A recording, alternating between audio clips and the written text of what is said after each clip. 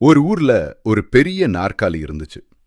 அந்த நாற்காலி சாதாரண நாற்காலி இல்ல. அது அதிகார நாற்காலி. யார் அதுல உட்கார்றாங்களோ அவங்க தான் ஊருக்கு தலைவர். முதல் தலைவர் நல்ல மனசுக்காரர். ஊர்ல தண்ணீர் இல்லனா கிணறு வெட்டினார். பள்ளி இல்லனா பள்ளி கட்டினார். மக்கள் சந்தோஷமா இருந்தாங்க.